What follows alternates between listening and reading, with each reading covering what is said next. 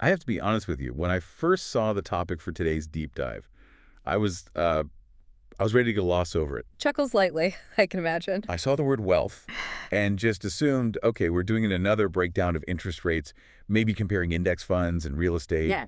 the standard stuff. Which, to be fair, is usually what people want. They want the checklist, the Well, 3 easy steps to retire early. Right. But then I actually started reading the source material you sent over. And about 3 pages in, I realized this isn't financial advice at all. This is, well, it's darker. It's significantly more intense. It feels almost like a psychological horror story about money. That is a fantastic way to frame it, because the framework we are looking at today, these 6 levels of wealth, it isn't based on Warren Buffett or Dave Ramsey. No. It's based on the philosophy of Niccolò Machiavelli. The guy who wrote The Prince. Huh. The whole ends justify the means guy. The very same. And if you apply his worldview to your bank account, things get uncomfortable very, very quickly. Yeah, they do. Because for Machiavelli, wealth was never about buying a boat. It was a binary state. Either you have the power to command your own reality, or you are living at the mercy of someone else's. Exactly. And that's the core truth right there. The sources argue that most of us, and I included myself in this as I was reading, we're just walking around completely blind to the game being played. We think we're climbing a ladder, but the source says we're actually just walking into a series of traps. That's the whole premise. There are 6 distinct levels. And at every single level, there is a specific engineered trap designed to keep you stuck there forever. And the people who move up, it's not just about working harder or getting lucky. No, they've cracked the code. They see the trap, they avoid it, and usually in true Machiavellian fashion, they learn how to exploit that same trap in other people. Okay, so our mission for this deep dive is clear. We're going to walk through these 6 levels, and I want you, everyone listening, to do a self-audit. Don't think about where you want to be. We need to figure out exactly where you are standing right now. And more importantly, we need to figure out the price tag for the next level, because in this framework, there is always a price. And it's rarely just money, is it? It's usually psychological or social or ethical. So let's not waste any time. Let's start at the absolute bottom, level 1, the survival stage. The source describes this so vividly. It's not just being broke, it's, and I'm quoting here, existing on the edge of a cliff. It's a state that is defined entirely by fear. Completely. If you are at level 1, your decisions aren't made based on strategy or what's good for you in 5 years.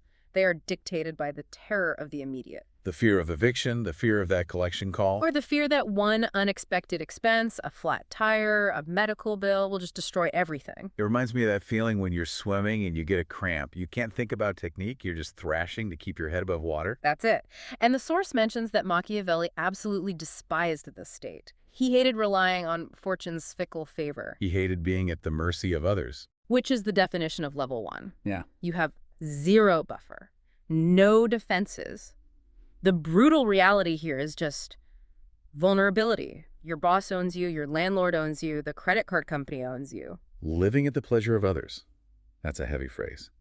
And the scary part is that pleasure can be revoked at any moment. And that's the trap of level 1. Because you are panicked, you make terrible decisions. It's the paradox of poverty, right? Exactly. When you're in survival mode, your time horizon shrinks to, 24 hours. You take the predatory loan with the 400% interest rate because you need cash today. Even if it completely destroys you next year. You stay in a toxic job because the fear of having no job is even worse.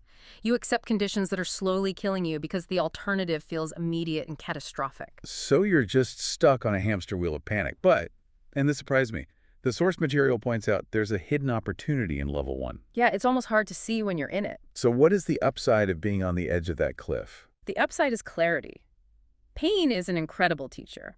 The source argues that every unpaid bill, every humiliation, teaches you the true nature of money. It strips away all the romance. And the ones who escape. They stop suffering and they start studying. They use that pain as fuel. They realize the game is rigged, so they decide they have to learn the rules. You stop complaining about the unfairness and you start plotting your exit. Which brings us to level 2.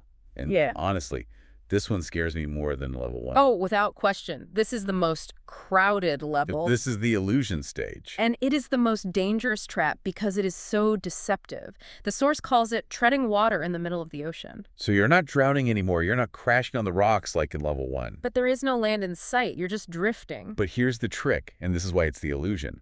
To the guy back in level 1, you look like a god. Oh, yeah. You've got the leased BMW, the renovated kitchen with the quartz countertops. You go on vacation once a year. You are performing prosperity. Performing prosperity. That phrase just, it really hit me. It's the Instagram life. Yeah.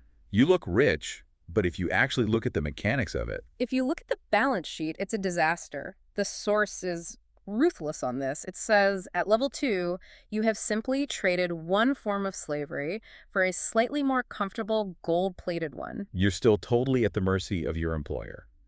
If that paycheck stops for, 8 weeks? What happens to the BMW?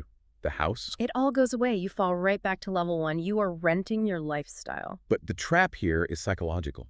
Why do people get stuck here for decades? Why don't they try to swim for shore? Because the water's warm enough. Right. It's comfortable enough. And that is the Machiavellian insight. If you make people comfortable enough, they will stop fighting for actual freedom. They become terrified of losing the stuff they've accumulated. They build a cage, fill it with nice furniture, and then they call it a home. It's the golden handcuffs. You're too scared to take a risk, start a business, switch careers, because you might lose the lease on the car. You become defensive. You stop playing to win, and you start playing not to lose. Which is a death sentence for ambition. To break out, you have to realize that the security is a lie. You have to understand that the things you're buying to look wealthy are actually what's keeping you small. That's a huge mental shift. Realizing you're still treading water, and you need to build a boat.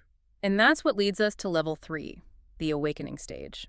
This feels like the first time the metal collar, as the source calls it, actually loosens. This is the turning point. At level 3, you stop trading your time for money in the most basic sense. Maybe you have a small business or investments or a skill that's so valuable you have real leverage. You're not just a cog in someone else's machine anymore. Exactly. Your mental bandwidth opens up. You have resources to experiment.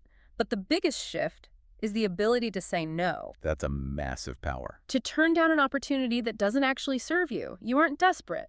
But, of course, there's a trap here too. The source calls it the plateau. This is where ambition goes to die for the, quote, successful crowd. Right. You reach level 3, you're making 6 figures, maybe more. You're comfortable, you're secure. And that hunger, it just fades. But is that a bad thing? I mean, really, if you're happy and secure, why keep climbing? Why not just enjoy it? That is a very reasonable, very human perspective. But we're looking at this through a Machiavellian lens. Of course. And Machiavelli would say, if you stop here, you are just a sheep who is slightly better fed than the rest of the herd. You are still part of the herd. Ouch. You don't have power, you have comfort. And to him, that's not enough. To move past this level, you have to stop wanting to be comfortable and start wanting to be formidable. Let's talk about that. Level 4, the leverage stage. Because this is where the source says the game fundamentally changes. We stop talking about working hard. And we start talking about building machines. Right. Levels 1 through 3 are all about you trading your finite energy for money. Even the high-paid lawyer at level 3 is still trading hours for dollars. If he stops arguing cases, the money stops. Level 4 is mechanical. It's about detaching your income from your pulse. And the source brings up a specific Machiavellian term here, virtue. But this isn't virtue like being a good person, is it? Not at all. In the Machiavellian sense, virtue is closer to prowess or ability. It is the polar opposite of fortune. Okay, break that down for me. Fortune is luck. The economy does well, your boss gives you a raise, it's passive. Virtue is the ability to force your will upon the world. So at level 4, you aren't waiting for the market to give you a raise. You are creating a market. You are building system software, real estate portfolios, intellectual property that generate value whether you wake up in the morning or not. You're kind of playing God with your finances. But this is where it gets kind of cold. The source is explicit that there is a heavy social cost to entering level 4. A massive tax. This is where a lot of people get uncomfortable. To operate at this level, you need a certain degree of coldness. You have to prioritize the machine over almost everything else. The text literally says you have to be willing to be misunderstood, disliked, or even hated. That seems extreme. Does it? Machiavelli would say no. If you're obsessed with being liked, you will make compromises. You'll hire the friend who isn't qualified because you don't want to hurt his feelings. Exactly. You'll say yes to social obligations that drain your energy and time. To get to level 4, you have to cultivate a certain ruthlessness. You have to be able to fire the friend. You have to miss the birthday party because a deal is closing. You have to cut your losses without sentimentality. That sounds lonely. It is. But you have to accept that you cannot serve everyone. The source says the concept of a weekend becomes strange to you. You trade popularity for power. You replace parties with productivity. It's a total lifestyle shift. But if you survive that, you hit level 5, the dominant stage. And this is where the numbers start to get silly. Yeah, we are talking about possessing more money than you could possibly spend in a lifetime. You own assets that are appreciating while you sleep. But the fascinating thing about level 5 is that the goalposts move again. You're not competing with the guy from high school anymore. No, you are competing in an arena with other millionaires and billionaires, and the stakes become existential. What does that mean in this context? It means one mistake doesn't mean you miss a car payment. It means an empire collapses. And wealth at this level, it doesn't solve your problems. It just replaces them with much more complex ones. Like what? If I have $100 million, what problems could I possibly have? Security, trust, maintaining power.